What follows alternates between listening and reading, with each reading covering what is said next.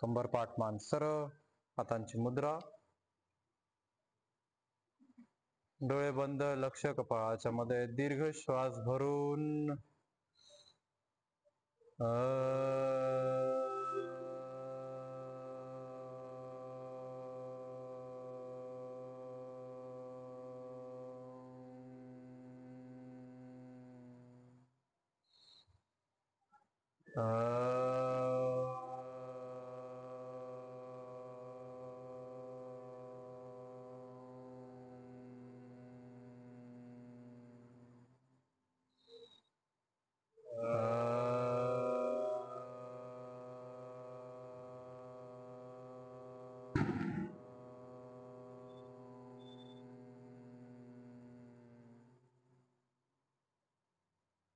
ओम कृष्णाय वासुदेवाय हरये परमात्मने प्रणतः क्लेशनाशाय गोविंदाय नमो नमः।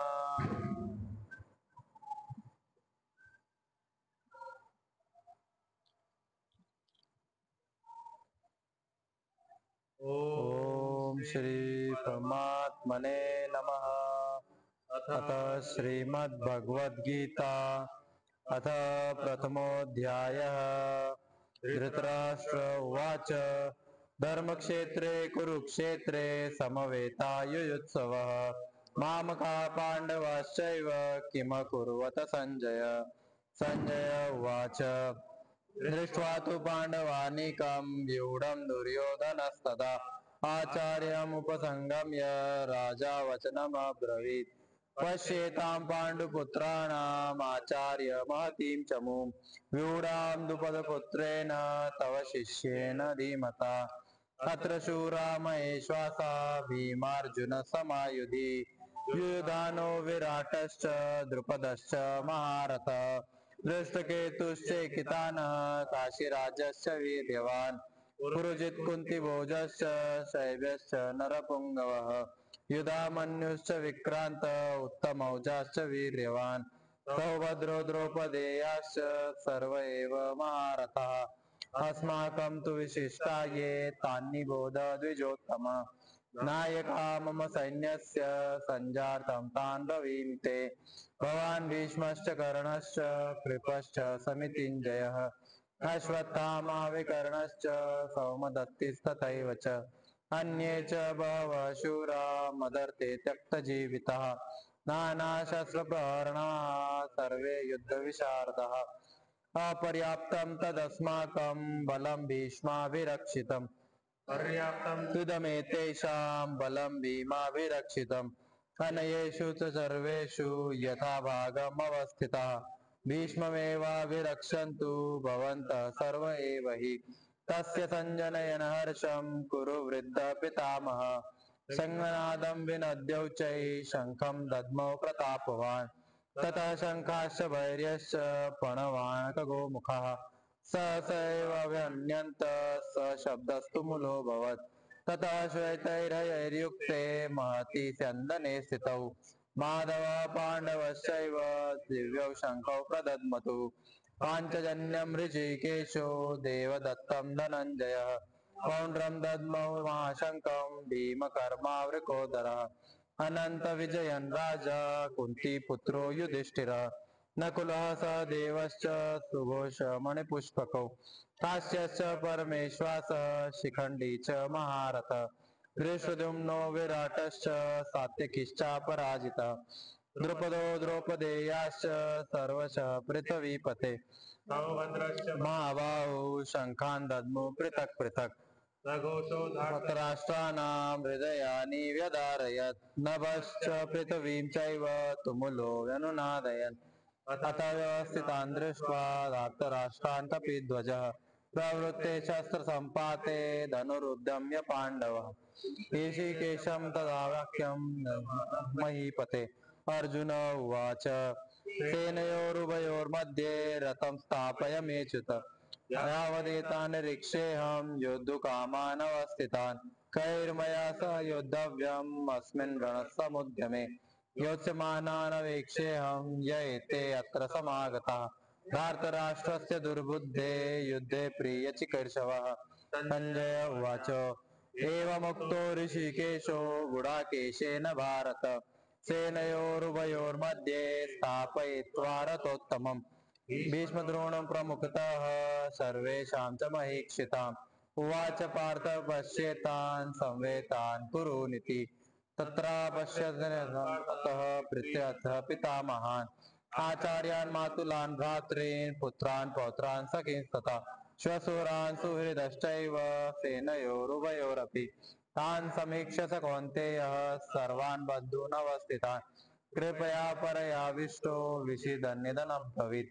अर्जुन उवाच दृष्ट्वेमं स्वजनं कृष्ण युयुत्सुं समुपस्थितम् सीदन्ति मम गात्राणि मुखं च परिशुष्यति वेपुतश्च शरीरे मे रोहमशयायते गाण्डीवं सहसात् परिदह्यते न च शक्नोम्यवस्थातुं भ्रमतीव च मे मनः निमित्तानि च पश्यामि विपरीतानि केशव न च श्रेयोनुपश्यामि हत्वा जन्म न काङ्क्षे विजयं कृष्ण न च राज्यं सुखानि च किं नो राज्येन गोविन्द किं भोगैर्नैव वा येषामर्थे काङ्क्षितं नो राज्यं भोगा सुखानि च त्ययिमे युद्धे प्राणस्तक्त्वा धनानि च आचार्याः प्रीतरः पुत्राः तस्थैरच बहनः मातुलः श्वशुराः पौत्राः श्यालाः सम्बन्धिनस्तथा एतान्न हन्तुमिच्छामि घ्नतो मे मधुसूदन अपि त्रैलोक्यराज्यस्य हेतोः किं नु निहत्य राष्ट्रं पापमेवाश्रयेदस्मान् तत्त्वैतानाथतायिनः तस्मान्नाहवयन्तु दासराष्ट्रान्तमन्नः स्वजनं महत्वा सुखं यद्यप्येनं पश्यन्ते लोभोपहत चेतसः कुलक्षयसदोषं मैत्रदोहे कथं न जेयामि स्वप्नाभिः पापदास्मान्निमित्तम् कुलक्षयं दोषं कुलक्षये प्रणश्यन्ति कुलधर्माः सनातनाः धर्मे नस्ते कुलं कृत्स्नं धर्मो अव्ययः। पुढचा श्लोक अधर्माभिभवात् कृष्ण प्रदुष्यन्ति कुलस्त्रियः स्त्रीषु दुष्टासु वार्ष्णेय जायते वर्णसंकरः। आता पाठीमागच्या श्लोकामध्ये सांगितलं की कुलक्षय झाल्यानंतर संपूर्ण कुल नष्ट होऊन जाईल, कुल धर्म सनातन पूर्ण नष्ट होऊन जाईल आणि संपूर्ण कुल अधर्मामध्ये वळून जाईल, म्हणजे अधर्म पूर्ण अधर्म फैलून जाईल संपूर्ण कुलामध्ये, संपूर्ण सनातन धर्मामध्ये अधर्माचा प्रचार प्रसार होईल. आता अधर्म झाल्यानंतरचे हे पुढचे श्लोक, म्हणजे हे झाल्यानंतर काय, ते झाल्यानंतर काय, ते झाल्यानंतर काय, असा अर्जुन श्रीकृष्णाला सांगतो प्रत्येक गोष्ट. तर अधर्म शब्द कसे आहेत, अधर्म अभिभवात कृष्ण प्रदुष्यन्ते कुलस्त्रिय स्त्रीसु दुष्टासु वार्ष्णेय, वार्ष्णेय पण श्रीकृष्णासाठी म्हणलेला आहे, वृष्णीचा पुत्र वार्ष्णेय. जायते वर्णसंकर, जायते म्हणजे उत्पन्न होते, काय उत्पन्न होते, वर्ण. तर अधर्माभिभवात, अधर्म झाल्यानंतर जेव्हा अधर्माचा पूर्ण प्रचार प्रसार होऊन जाईल, सगळीकडे अधर्म अधर्मच दिसेल, त्याच्यानंतर हे कृष्ण संबोधन मध्ये म्हणलं गेलं, हे कृष्ण अधर्म झाल्यानंतर पण काय होईल, कुलस्त्रिया प्रदुष्यंती, सगळे कुलचे स्त्रिया, इथं स्त्री शब्द आलाय, तर युद्धामध्ये तर स्त्री नव्हते, परंतु त्यांचं काही ना काही घरामध्ये मेन भूमिका स्त्रियांची. त्याच्यामुळं अधर्म सगळीकडे पसरल्यानंतर कुलांची स्त्रिया पण, ते पण अधर्मामध्ये जाऊन दूषित होऊन जाते, आणि ते दूषित झाल्यानंतर स्त्रिया प्रदुष्यंती, ते दूषित झाले. इथं बहुवचन आहे, प्रदुष्यंती क्रियामध्ये बहुवचन आहे, आणि ही कुल स्त्रिय, कुलांची स्त्रिया, ही पण बहुवचन आहे. स्त्रीसु दुष्टासु इथं सप्तमी आहे. जिथं त्या घटनेनंतर काहीतरी सांगायचं होतं तिथं पंचमी विभक्ती अपादान येतो किंवा सप्तमी येतो. म्हणजे ती घटना झाल्यानंतर असा अर्थ निघतो की स्त्रीसु दुष्टासु, स्त्री जर दुष्ट झाले तर, ठीक आहे, असा अर्थ निघतोय. हे वार्ष्णेय वर्णसंकर जायते, इथं प्रथम वचन एक वचनची क्रिया आहे. तर वर्णसंकर, वर्णसंकर म्हणजे नपुंसकता होऊन जाईल सगळी.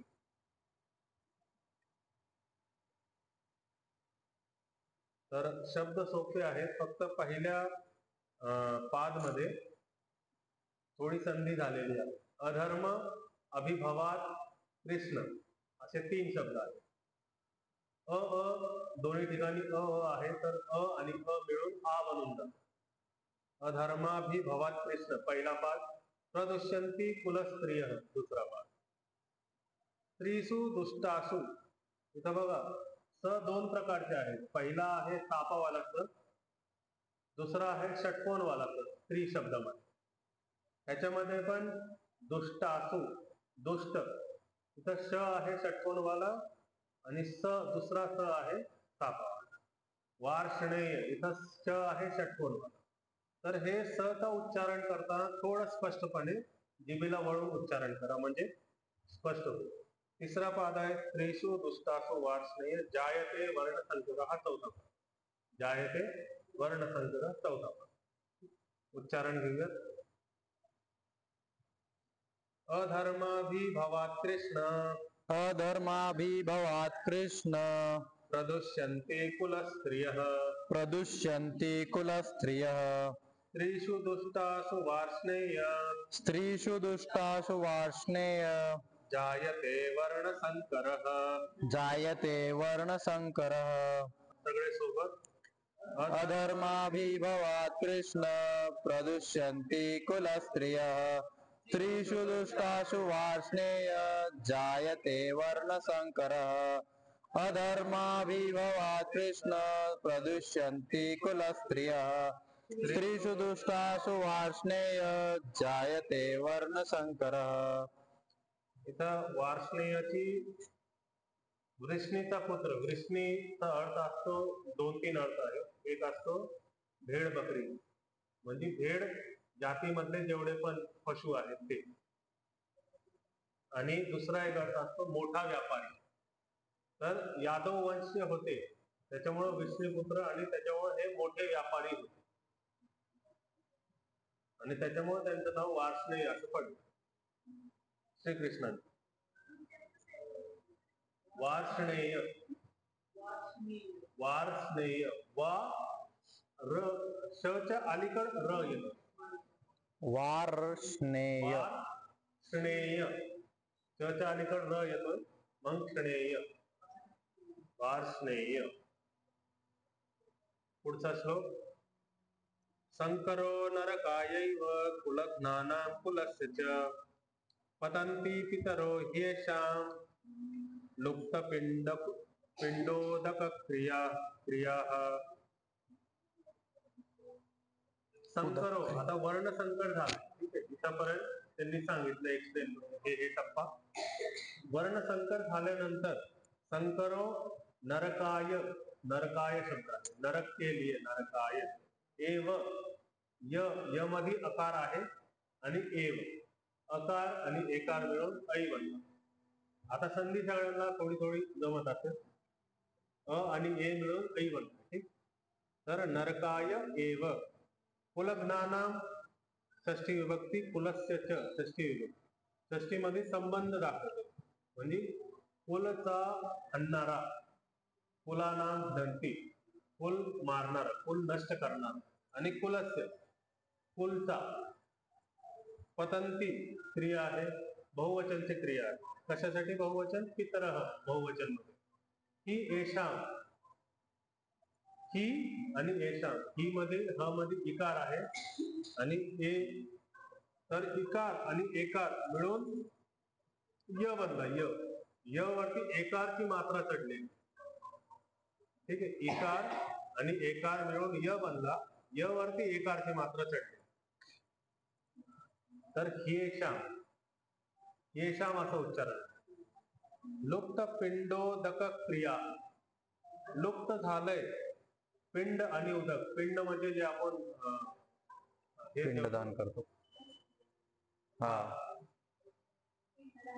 पिंड आणि पिंडदान उदक. करतो आणि उदक पाणी पण हे करतो. त्याची जी क्रिया आहे ते लुप्त झाल्यासारखी, ते नाही झाल्यासारखे असते. म्हणजे इतरांची संतुष्टी नाही झाल्यासारखी असते. तर संकर वर्ण संकर झाल्यानंतर नरकायैव नरक मध्ये जातील. कोण कोण जातील? ज्यांनी कुलांना मारलंय आणि जे कुल मध्ये आहेत ते दोघं पण. युद्धभूमीमध्ये दोघं पक्षांनी नरकमध्ये जाणारच. पतंती आणि त्यांच्या पितरांना तुम्ही जरी श्राद्ध केलं तरी त्यांच्या पितरांना संतुष्टी होणार नाही, असा पूर्ण अर्थ आहे श्लोक. तर संकरो नरकायैव इथपर्यंत पहिला पाठ. कुलघ्नानाम कुलस्य दुसरा. पतंती पितरो येशाम पर्यंत तिसरा.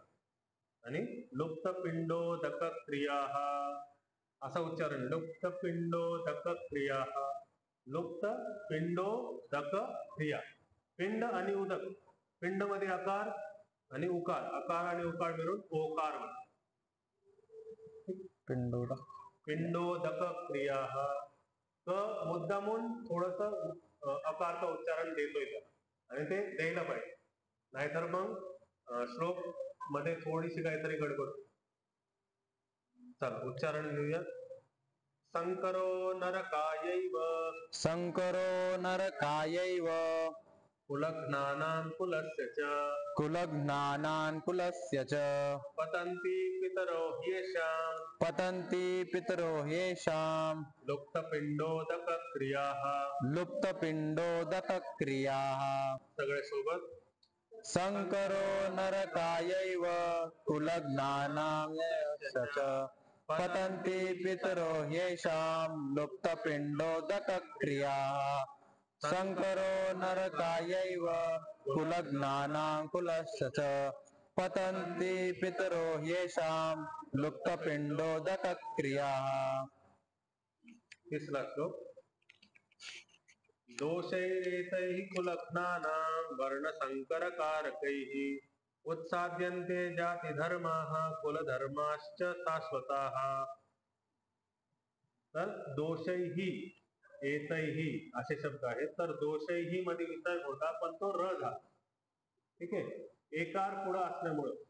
जसं आपण इंग्लिश मध्ये वॉवल्स म्हणतो तसं संस्कृत मध्ये पण अ इ उ ए ऐ री असे असे जे अक्षर आहेत ते जर पुढं असल्यावरती, विसर्गच्या पुढं असल्यावरती नेहमी रकार येतो.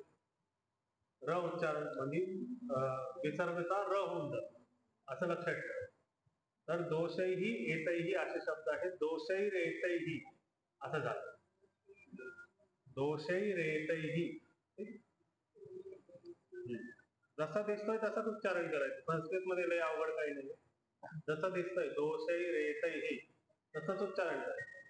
कुलघ्नानां षष्ठी विभक्ती आहे.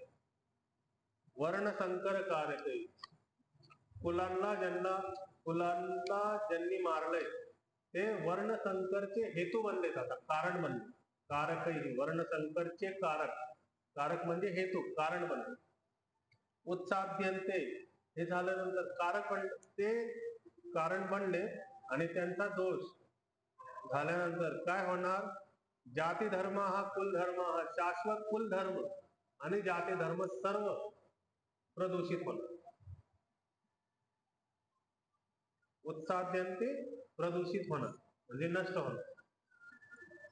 जाती धर्म हा जाती हा ओबीसी एससी एनटी अशा प्रकारची जाती नाही. जाती क्षत्रिय ब्राह्मण हे मुख्य जाती. ब्राह्मण क्षत्रिय वैश्य आणि शूद्र हे मुख्य जाती. हेच जातीमध्ये. जाती धर्म सगळे नष्ट होऊन जाते. कुणी पण काही पण करायला. आणि कुलधर्म त्यांचा जो सनातन कुलधर्म आहे तो पण नष्ट होऊन जातो. शाश्वत हा शाश्वत सनातन बहुत पहिल्या काळापासून देतात. आणि हे सगळे बहुवचन मध्ये आहेत. जाती धर्म हा, कुलधर्म हा, शाश्वत हा बहुवचन मध्ये आहेत. त्यामुळं उत्साद्यन्ते क्रिया पण बहुवचन मध्ये. उत उपसर्ग पूर्व साध्यन्ते क्रिया. उत उपसर्ग आहे, साध्यन्ते क्रिया. तर पहिला पाद आहे दोषैरेतैहि कुलघ्नाना. दुसरा पाद आहे वर्ण संकर कारकै. वर्ण संकर, ठीक आहे. आता इथं क वर्णाचा जो अनुस्वार होता, संकर मध्ये जो अनुस्वार होता, तो क पुढे असल्यामुळं क वर्गाचा जो 5वा अक्षर आहे त्यामध्ये चेंज झाला. अनुस्वार अंग मध्ये चेंज झाला. जसं संजय मध्ये च वर्गाचा शेवटचा अक्षर, अनुस्वार संजयचा स च्या वरचा अनुस्वार, तो च वर्गाच्या शेवटच्या अक्षरामध्ये य असा चेंज झाला. तसं ह्याच्यात संकर मध्ये तसं चेंज. उत्साद्यन्ते जाती धर्म हा तिसरा पाद. कुलधर्माश्च शाश्वता हा चौथा पाद. ठीक आहे. उच्चारण घेऊया. दोषैरेतैहि कुलघ्नानां. दोषैरेतैहि कुलघ्नानां. वर्णसंकरकारकैः. वर्णसंकरकारकैः. उत्साद्यन्ते जाति धर्माः. उत्साद्यन्ते जाति धर्माः. कुलधर्माश्च शाश्वताः. कुलधर्माश्च शाश्वताः. सगळे सोबत. दोषैरेतैहि कुलघ्नानां. वर्णसंकरकारकैः. उत्साद्यन्ते जाति धर्माः. कुलधर्माश्च शाश्वताः. दोषैरेतैहि कुलघ्नानां. वर्णसंकरकारकैः. दोषान्ते जाति धर्माः. कुलधर्माश्च शाश्वताः. अजून एक श्लोक घेऊ. आज आपण 4 श्लोक घेतोय, कहून की 4 श्लोक झाल्यानंतर मग एक जो टॉपिक आहे तो संपतोय.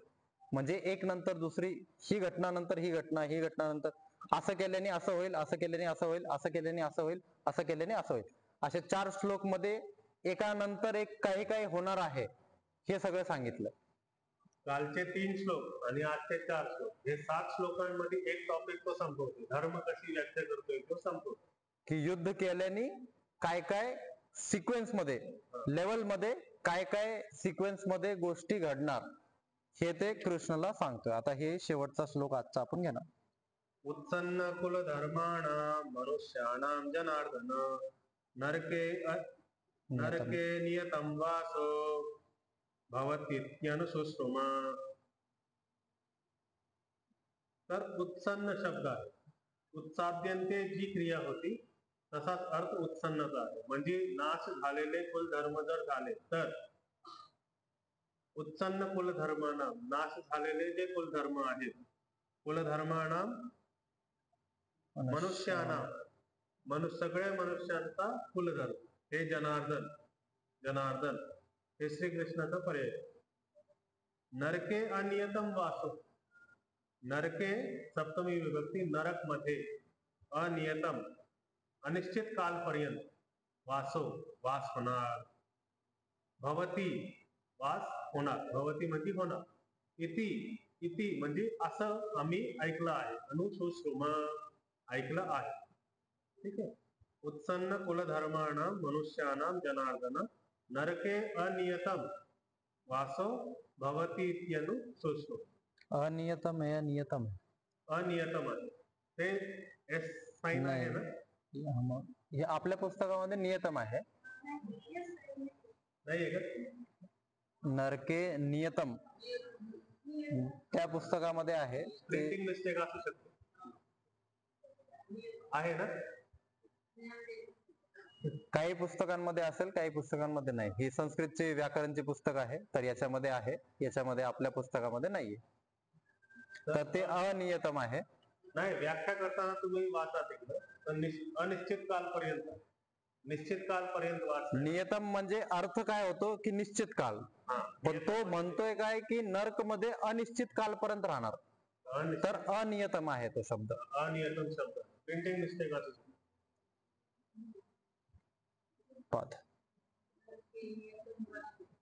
नरके, हा उच्चारण करताना नरके नियतम वासो असं उच्चारण करायचं. अ मनामध्ये घ्या, अचा उच्चारण मनामध्ये घ्या.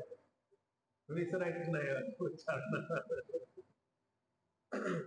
इथं शेवटच्या पादामध्ये भवती इति, भवतीचा इकार, चा इकार आणि इति मध्ये पहिला इकार, ते दोन्ही इकार मिळून मोठा इकार झाला.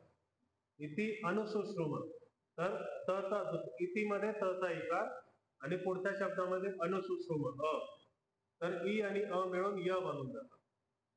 दोन संधी आहेत, पहिला इकार आणि इकार, दुसरा आहे इकार आणि अकार. भवतीचा इकार आणि इतीचा इकार, पहिल्या संधी मोठी इकार. दुसरी संधी आहे इतीचा इकार शेवटचा आणि अनुसुश्रुमाचा अ, हे दोन्ही मिळून य उच्चार.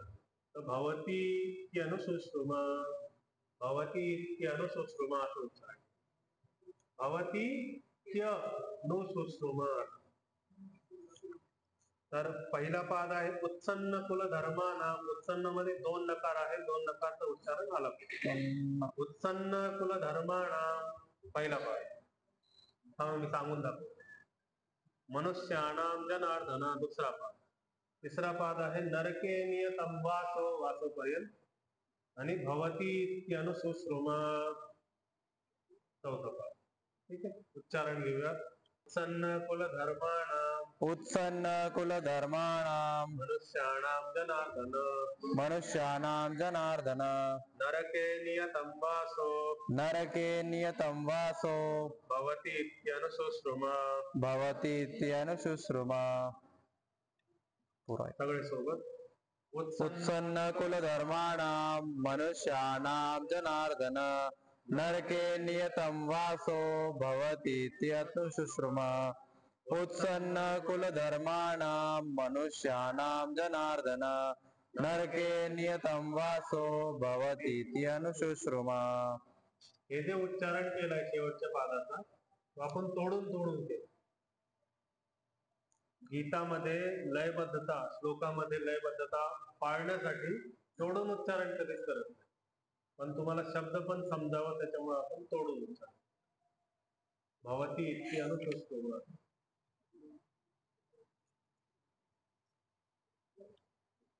व्याख्या घेऊ आता. 40वा श्लोक आहे, ज्याच्यामध्ये सांगितलं की कुलमध्ये अधर्म झाल्यानंतर काय होणार. काल आपण चर्चा केली की अधर्म होतो, कुलमध्ये अधर्म होतो. म्हणजे एक एक गोष्ट अर्जुन कृष्णाला सांगतोय की युद्ध झाल्यावर काय काय दोष लागणार, काय काय पाप लागणार, काय काय चुकीच्या मार्गावर आपण जाणार, काय काय आपल्याला भोगावा लागेल. तर कुलचा नाश, कुलचा अधर्म स्थापित झाल्यानंतर स्त्रियांमध्ये अवांछितपणा येणार, म्हणजे तिथं त्यांना संतान उत्पत्ती करता येणार नाही. आता मला एक प्रश्न असा विचारायचा आहे, तुम्ही महाभारत सिरियल पाहिला, भागवत कथा ऐकली, त्यामध्ये युद्ध चालू असताना स्त्री काय करत आहे हे कधी दाखवलं का? मग जर आपण एक दृष्टिकोन असा वाढवायचा प्रयत्न केला की त्या काळामध्ये स्त्री काय करत असेल, तर मला सांगा की काय काय तुमच्या डोक्यामध्ये, तुमची मानसिकता म्हणजे तुमच्या दृष्टिकोनमध्ये काय काय गोष्टी येत आहेत की स्त्री त्या काळामध्ये ज्यावेळेस युद्ध चालू आहे त्यावेळेस काय करत असेल. घरी बसलेली असेल किंवा काय करत असेल. कमून की हा टॉपिक कधी घेतलाच नाही कोणी पण, की स्त्री काय करीत असेल. बर, एक प्रार्थना करत असतील त्यांच्यासाठी. अजून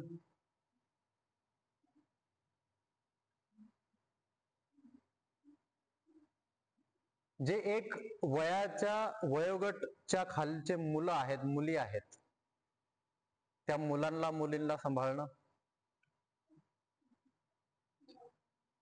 हे यांचं नवीन जो कुल आहे, हा नवीन पिढी आहे त्यांची, यांना सांभाळणं त्यांचं काम आहे. बरोबर. जर त्यांचे जे 16 वर्ष समजा एक असा वय आहे, एक वयोगट आहे की 16 वर्षाच्या वरच युद्ध करायला, जसं आजच्या काळामध्ये 18च्या वर किंवा 21च्या वरच तुम्ही वोटिंग करू शकता किंवा काही रूल्स आहेत की ह्या वयाच्या वर तुम्ही ही गोष्ट करू शकता, तसं त्या काळात पण एक रूल असणार आहे की ह्या वयाच्या वर तुम्ही लढाईला युद्धाला जाऊ शकता, बरोबर. तर त्याच्या खालचे जे असतील मुलं असतेनच, मुलं मुली असतील, काही गर्भ मध्ये पण असतील, त्या सगळ्यांचं किती नुकसान होणार जर यांचे वडील गेले तर. त्या स्त्रियांना कोण सांभाळणार आणि त्या स्त्रियांना कोण सांभाळणार हा प्रश्न आल्यामुळं इथं त्यांचे जे पुढं संतान आहेत ते उत्पत्ती नाही होणार. तर ह्या गोष्टींना कोणी आतापर्यंत भागवत मध्ये किंवा याच्यामध्ये सांगितलं नाही, पण इथं याला आपण दृष्टिकोन मोठा करून आपण पाहू शकतो की इथं कसं सांगितलंय की तुमच्या एक एक बारीक गोष्टीला तिथं लक्षात ठेवलंय की अर्जुनाने एवढ्या बारीक गोष्टीचा विचार केलाय की जर आम्ही गेलो तर आमच्या नंतर आमचे जे पुत्र पोटामध्ये आहेत, गर्भामध्ये आहेत किंवा जे लहान आहेत त्यांचं कसं होणार, त्यांना कोण पाहणार, त्यांना कोण धर्म शिकवणार. आचार्य सगळे इथं युद्धामध्ये आहेत तर त्यांना कोण शिकवणार, वेद शास्त्र त्यांना कोण शिकवणार, अभ्यास जे आहे, गुरुकुल जे आहे त्यांना कोण शिकवणार. काऊन की सगळे त्या युद्धामध्ये मोठे तर सगळेच होते, बाहेरचे राजा पण होते, तिथले आचार्य पण होते आणि सगळे मोठे होते. तर मोठे जर आपण जर विचार केला, ज्यावेळेस आपण लहान आहोत, समजा आजच्या परिस्थितीमध्ये स्त्री, ठीक आहे, आजच्या परिस्थितीमध्ये स्त्री पण जॉब करत आहे, घर सांभाळत आहे, सगळं करत आहे, पण त्या काळात तसं नाही नव्हतं काही. तर असं जर विचार केला आपण की एक वयाच्या वरचे सगळे जर एकट्टे गायब झाले, फक्त विचार करायचा आपल्याला, एक दृष्टिकोन वाढवण्यासाठी मी हा एक तुमचा दृष्टिकोन थोडासा मोठा करण्यासाठी की ते सगळे गायब झाले आजच्या परिस्थितीत तर कसं होईल. तर त्या लहान मुलांना कोण पाळणार, कसं पाळणार आणि ते पुढं मोठे झाल्यानंतर कसे वागणार, कसे राहणार, हा प्रश्न आहे पहिल्या या 40व्या श्लोक मध्ये. ठीक आहे, असं झाल्यानंतर नरकच्या जीवनासाठी आपण तयारी करणार. ऑब्विसली आता याच्यामध्ये साधा आहे, त्यांना धर्म माहित नसणार, त्यांना अधर्म माहित नसणार, त्यांना काय करायचं माहित नसणार, त्यांना काय नाही करायचं माहित नसणार. तर जास्त करून माणूस काय करतो, जर माणूस वर नाही चढत आहे तर माणूस काय करतोय, खाली पडतोय. सिंपल गोष्ट आहे. जर लाईट नाही लावली तर काय आहे, अंधकार आहे. तर लाईट लावण्यासाठी आपल्याला सोर्सची गरज आहे आणि सोर्स कोण येतं, गुरु परंपरा सोर्स आहे. ज्ञानचा सोर्स कोण आहे, गुरु परंपरा. आम्ही कुठून शिकून आलो, गुरुंकडून. त्यांनी कुठं शिकलं, गुरुंकडून. जर पुस्तक असंच डायरेक्ट दिलं तुमच्या हातात तर तुम्हाला समजेल का काही, नाही. तर गुरु परंपराच्या द्वारे एक सोर्स आहे नॉलेजचा आणि तो सोर्स पूर्ण संपून गेला तर काय राहणार, अंधकार, अज्ञान.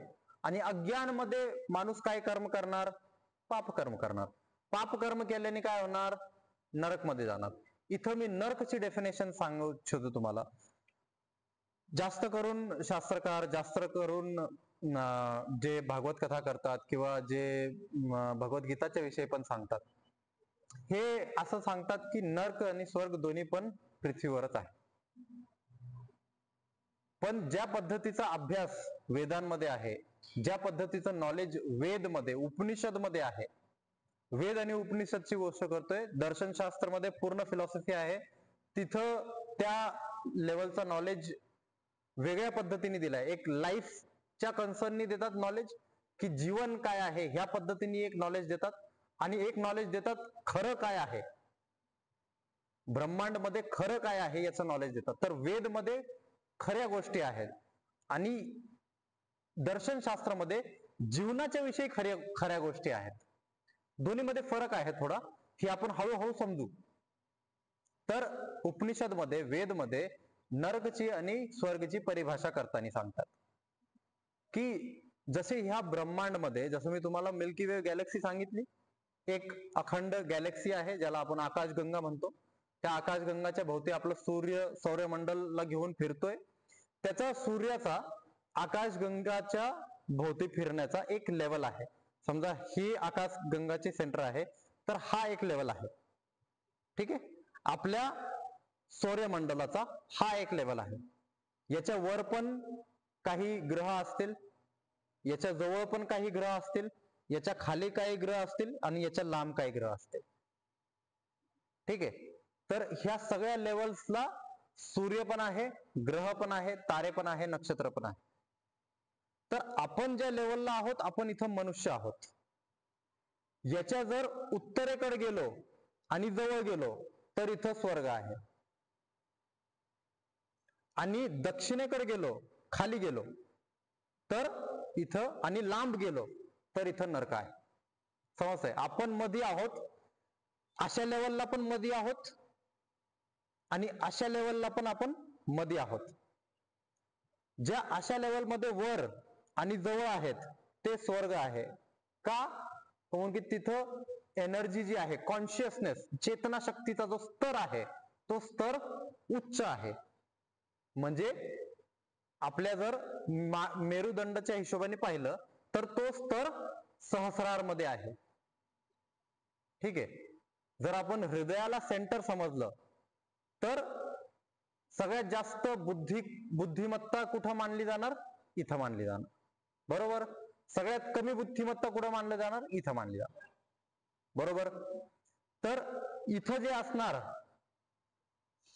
लांब, हृदय सेंटर आहे, इथून लांब आहे, खाली आहे, बरोबर, तर हे नरक आहे. इथून वर आहे, जवळ आहे तर स्वर्ग आहे. हे जसं शरीराचं शास्त्र आहे तसेच ब्रह्मांडचे लेवल्स आहेत. हे मी तुम्हाला त्या वेद आणि उपनिषदच्या दृष्टीने सांगतोय की स्वर्ग आणि नरक. नाहीतर सगळे म्हणतात की इथंच स्वर्ग आहे, इथंच नरक आहे, इथंच कर्म करायचे, इथंच भोगायचे, आणि इथं जे तुम्ही वाईट भोगणार ते नरक आहे, इथं जे तुम्ही चांगलं भोगणार ते स्वर्ग आहे. ती पण एक मानसिकता घेऊन चालू शकता. ही एक सायंटिफिक मानसिकता आहे, ही पण एक मानसिकता घेऊन चालू शकता. ठीक आहे. ही जी गोष्ट मी तुम्हाला आता सांगितली, ही गोष्ट वेदांमध्ये लिहिलेली आहे. ऋग्वेदमध्ये लिहिलेली आहे, यजुर्वेदमध्ये लिहिलेली आहे, आणि त्या वेदांमधून जे उपनिषद आले त्या उपनिषद मध्ये आम्हाला त्याची व्याख्या करताना दिदीजींनी सांगितलं. जसं छांदोग्य उपनिषद मध्ये वर्णन आहे. ठीक आहे. वेगळ्या वेगळ्या उपनिषदांमध्ये याचं वर्णन आहे. केनोपनिषद, कठोपनिषद, ह्या सगळ्यांमध्ये थोडं थोडं करून स्वर्ग नरक कशा पद्धतीने असतं, कोणत्या लेवलला असतं, तिथं काय असतं, कसे असतात, चेतनाचा स्तर उच्च आहे का तिथं, हे तिथून त्या उपनिषद मध्ये, वेदमध्ये सांगितलं. त्याच्यामुळे मी तुम्हाला सांगू शकतोय आणि त्याच्यामुळे मी हे डिस्क्राईब करू शकतोय, कारण की मी ती गोष्ट कनेक्ट केली आहे. ठीक आहे. तर असं समजल्यावर आपल्याला काय समजतंय की ज्यावेळेस माणूस पाप कर्म करणार तर तो काय होणार? खाली पडणार. खाली पडणार तर त्याची आत्माचा जो प्रवास आहे, हे छांदोग्य उपनिषदमध्ये खूप चांगल्या पद्धतीने सांगितलंय की आत्माचा प्रवास मृत्यूच्या वेळेस ज्या डायरेक्शन मध्ये असतो त्या प्रकारचं लोक आपल्याला भेटतं. जर उत्तरेकडे चांगल्या डायरेक्शन मध्ये आहे तर ते आपल्याला स्वर्ग, किंवा जर आपण एकदम सेंटर मध्ये गेलो तर तिथं शून्य आहे, मोक्ष आहे. एकदम मध्ये गेलो तर मोक्ष आहे, एकदम मध्ये गेलो तर मोक्ष आहे. वरच्या लेवलला जर आपण जवळ आहोत तर स्वर्ग आहे, खालच्या लेवलला लांब आहोत तर आपण नरक मध्ये आहोत. तर आपण खालच्या लेवलला जाणार का? जाणार खालच्या लेवलला? ज्ञानच नाहीये वर उचलायला, काहीतरी सोर्स पाहिजे वर उचलायला. तर इथं पतन होतोय आणि नरक मध्ये जाणार. आणि पितर जे गेलेत तेही संतुष्ट नाही राहणार. पित्र म्हणजे कोण? हे जे युद्धामध्ये मरणार आहेत किंवा यांच्या आधी जे गेलेत ते पण संतुष्ट नाही राहणार. जर आत्मा चंचल राहिली मृत्यूच्या वेळेस तर ती भटकत राहते, ती जात नाही मग कुठं. इकडे जाऊ तिकडे जाऊ, असं करू तसं करू, हे करू ते करू, हे चालत राहत. आणि जिथं अट्रॅक्शन होणार तिथं जाणार. जर खूप जास्त जडपणा वाढला आणि मृत्यूच्या वेळेस आपण नाही नाही मला हे घर सोडायचं नाही, नाही नाही मला ही बायको सोडायची नाही, नाही नाही मला हे हसबंड सोडायचं नाही, नाही नाही मला हे सोडायचं नाही, मला हे धरून ठेवायचे, हे सगळ्या सांसारिक गोष्टी आहेत. ह्या सगळ्या जो हृदय चक्र आहे याच्या खालच्या गोष्टी आहेत. ह्या सगळ्या गोष्टींवर ज्यावेळेस आपलं लक्ष असतं मृत्यूच्या वेळेस, त्यावेळेस आपण पतनकडे जातो. आणि जर मृत्यूच्या वेळेस आपला असा आहे की आपण एकदम चांगलं जीवन जगलो, आपण लोकांचं कल्याण केलं, कोणाच्या विषयी द्वेष नाही, कोणाच्या विषयी आपलं राग नाही. राग म्हणजे संस्कृतचा राग वेगळा आणि मराठीचा राग वेगळा. सुखाच्या प्रती पळणं, सुखासाठी पळणं हा राग आहे. दुःखासाठी पळणं हे द्वेष आहे. राग म्हणजे ज्यावेळेस आपण सुखाचं अनुसरण करतो याला राग म्हणलंय. आणि द्वेष म्हणजे दुःखाचं अनुसरण ज्यावेळेस आपण करतो. तुम्ही म्हणता दुःखाचं अनुसरण कोण करणार? करतात. मागचे दुःख आठवतं, आठवून आठवून त्याच्याविषयी अजून रडत राहतो. हे दुःखाचं अनुसरण आहे. म्हणजे आपण द्वेष करतोय त्या माणसाच्या प्रती, त्या परिस्थितीच्या प्रती. तसंच सुखाचं अनुसरण काय आहे? ज्यावेळेस आपण चांगली गोष्ट पाहतो आणि त्याचं अनुसरण करतो की ही माझ्यामुळे झालं, ही असं झालं, हे चांगलं झालं, हे असं झालं, आणि आपण आनंदी होतो जुन्या गोष्टी. सुखाचं अनुसरण ज्यावेळेस आपण करतो त्याला राग सांगितलं. ज्यावेळेस राग नाही, ज्यावेळेस द्वेष नाही, त्यावेळेस माणसाची वर उठलं जातं. जी चेतना शक्ती आहे ती वर उठली जाते. आणि मृत्यूच्या वेळेस जर तुमची अशी शक्ती असली, चेतना शक्ती, मृत्यूच्या वेळेस जर तुम्ही संतुष्ट आहात, तुम्हाला कोणतीही इच्छा तुमची राहिली नाहीये, तर तुम्ही वर उठता, तर तुम्ही स्वर्गमध्ये जाता. अशा ह्या पद्धतीने याच सांगितलं आहे. त्याच्यानंतर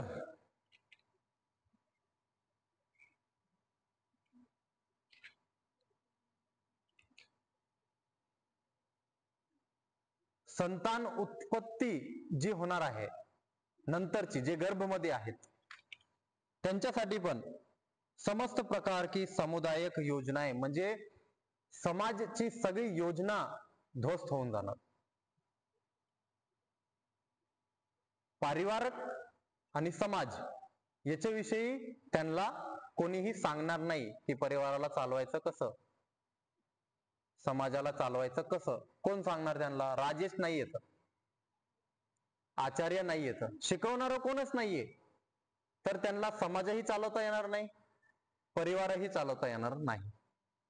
तर इथं त्या दोन्ही गोष्टींचा पण नाश होणार, नष्ट होणार. समाज पण नाश होणार आणि परिवार पण नाश होणार. किती चांगलं सांगतोय अर्जुन. अर्जुन एवढं बारीक विचार करून किती चांगलं सांगतोय. इथं कृष्णाची मनस्थिती बदलली का? नाही बदल. बदलणार का? नाही बदल. का? दृष्टी मोठी आहे. फक्त एवढा विचार नाही आहे. त्यांना माहित आहे की ह्या सगळ्या गोष्टी मायने ठेवत नाही. सगळं झाल्यानंतर पण हे स्वर्गासाठी प्रयत्न करत होते, भेटलं का? नाही भेटलं.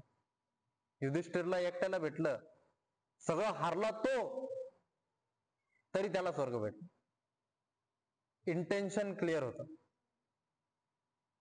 उद्देश क्लिअर होता. ह्या सगळ्यांच्या मनामध्ये राग, द्वेष. आता जे मी सांगितलं की का हे नरक आणि का तो स्वर्ग, त्याच्या मनामध्ये कोणाच्या विषयी राग द्वेष मृत्यूच्या वेळेस नाही राहिला. मृत्यूच्या वेळेसची विषय आहे. मृत्यूच्या वेळेस जशी चेतनाची शक्ती राहणार तसं आपलं प्रवास राहतो. मृत्यू लोक मध्ये प्रवास राहतो आपला. ठीक. आणि शेवटचं आहे की त्यामध्ये गुरु परंपराच्या द्वारे ऐकलंय की हे शेवटी नरक मध्येच राहणार, शेवटपर्यंत कायमच नरक मध्ये राहणार. जे कुलाचा नाश करतात स्वतःच्या, दुसऱ्यांच्या.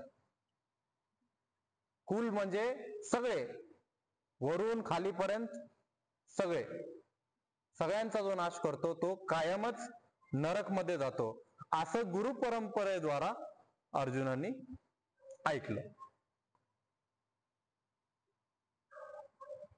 तर असं हे याच्यामध्ये एवढं चांगल्या पद्धतीने सांगून एखादा माणूस किती कन्व्हिन्स होणार. जर एवढ्या गोष्टी सांगतोय तर आपल्यासारखा माणूस म्हणणार खरंच राव, हे आपल्याला युद्ध नाही करायला पाहिजे, हे तर किती मोठं नुकसान होत आहे, स्वर्ग आणि नरकची गोष्ट होती. पण ज्यावेळेस दृष्टी मोठी असते त्यावेळेस ह्या गोष्टी छोटे वाटतात. मग दृष्टीचा फरक आहे. आणि ज्याची दृष्टी मोठी आहे त्याला छोट्या गोष्टींनी फरक नाही पडत. एखाद्याला घरामध्ये असं होतं की एखादा विषय आहे की समजा छोटे मुलं आहेत, मुलांमध्ये 2 मुलांमध्ये भांडणं झाले. एक मुलगा आई वडील वेगळे, दुसरा मुलगा आई वडील वेगळे, दोघांमध्ये भांडणं झाले. भांडणं झाल्यानंतर 2 आई वडील, 2 वेगळ्या वेगळ्या प्रकारचे आई वडील, ज्यांची मी दृष्टिकोनच्या विषयी बोलतोय.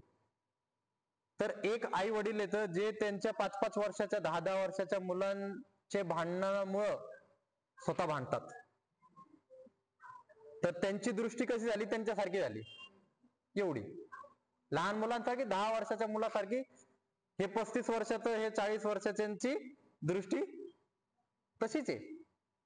आणि जे म्हणतात हे मुलं भांडतातच एखाद्या गोष्टीसाठी, दुसऱ्या दिवशी परत मित्र होणार. पण हे जर भांडले तर हे परत मित्र होतील का?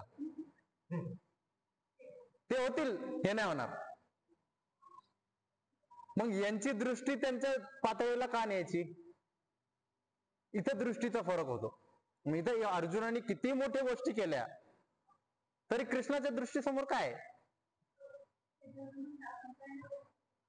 हा, आणि शेवटी त्यांनी सांगितलं की मी आधीच या सगळ्यांना मारून टाकलेलं आहे, तुला फक्त निमित्त बनायचंय. मी सगळ्यांचा नाश केलेला आहे, तुला फक्त निमित्त बनायचंय. तू निमित्त बन आणि जे मी सांगतोय ते कर, जास्त डोकं लावू नको. तू ज्या गोष्टी सांगतोय त्या सगळ्या गोष्टी तुझ्या पातळीने बरोबर आहेत, मी मान्य करतो त्या गोष्टींना. इथं कृष्णाने फटकावलं नाही अर्जुनाला की तू चुकीचा आहे किंवा तू चुकीचा बनतोय किंवा तू ह्या गोष्टी बरोबर नाही येत, असं नाही म्हणत आहे. एक्सेप्ट, समोरचा माणूस काय म्हणतोय त्याला एक्सेप्ट करणं, आणि एक्सेप्ट जर आपण केलं तर तो माणूस आपली गोष्ट ऐकू शकतो. जर आपण त्याचा विरोध केला तर तो ऐकणार नाही. जर विरोध केला तर ऐकणार नाही. साधी गोष्ट आहे, 2 माणसांमध्ये कॉन्व्हर्सेशन असताना पहिल्या गोष्टी ज्यावेळेस तो त्याची दृष्टी ठेवतो, आपला विरोध असतो. काही पण सांगू द्या, आपला पहिला जो रिॲक्शन असतो तो विरोध असतो. आणि विरोध असल्यामुळे समोरचा माणूस पण विरोध करतो. त्याच्या गोष्टीला ऐका, एक्सेप्ट करा. तुझी म्हणतोय ती बरोबर आहे, तुझी जी दृष्टी आहे ती बरोबर आहे. आता ह्या दृष्टीसोबत कनेक्टेड माझी दृष्टी ऐक, मी जे सांगतोय ते ऐक. मग तो ऐकणार. म्हणून की तुम्ही एक्सेप्ट केलंय, तुम्ही जर विरोध केला तर तो ऐकणार पण नाही तुमचं. एक्सेप्ट करा, एक्सेप्ट केल्यानंतर त्याच्या दृष्टीसोबत तुमची दृष्टी कनेक्ट करा आणि त्याला अजून मोठी दृष्टी द्या. मग तो तुमचं ऐकणार आणि ऐकल्यानंतर तो तुमची गोष्ट एक्सेप्ट पण करणार. का? कारण की तुम्ही त्याची गोष्ट एक्सेप्ट केली. हा नियम आहे, हा लॉ ऑफ अट्रॅक्शनचा नियम आहे, हा युनिव्हर्सचा एनर्जीचा नियम आहे की तुम्ही एनर्जीला एक्सेप्ट करून मग काही गोष्ट देता तेव्हा ते एनर्जी तुम्हाला एक्सेप्ट करते. तुम्ही जर ही आहे, समजा एखादा दगड माझ्याकडे येतोय, मी त्याला एक्सेप्ट केलं तर मी त्याला जोरात फेकू शकतो. जर मी त्याला विरोध केला तिथंच तर मी तिथं त्याला खाली पाडतो. त्याला मी समोर फेकू शकत नाही तेवढा ताकदीने. मी विरोध करताना त्याचा फक्त परिशोध, त्याला विरोध करतोय, तिथं मी कोणाचाही शब्दाचा असू, भावनाचा असू किंवा कोणाच्या दृष्टीचा असो, जेव्हा मी विरोध करतोय तर एनर्जी मी पुश करतोय. आणि ज्यावेळेस एक्सेप्ट करतोय, एनर्जी मी त्याची एक्सेप्ट केली, त्याची मानसिकता आहे, त्याचा दृष्टिकोन एक्सेप्ट केला, ऐकून घेतलं त्याचं सगळं, मग मी त्याला माझ्या सोबत मिळून माझ्या मानसिकतामध्ये, माझ्या दृष्टिकोनमध्ये त्याला सामावून घेऊ शकतो. असं कृष्णाने इथं अर्जुनासोबत केलंय. ठीक आहे, चला शांतीपाठ घेऊ. कंबरपाठ मान सरळ, हातांची मुद्रा, डोळे बंद.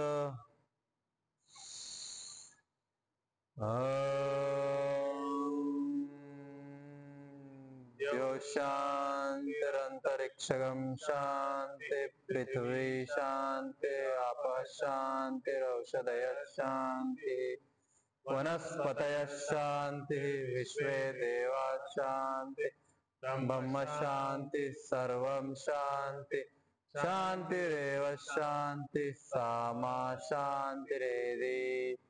ओम शांति शांति शांति.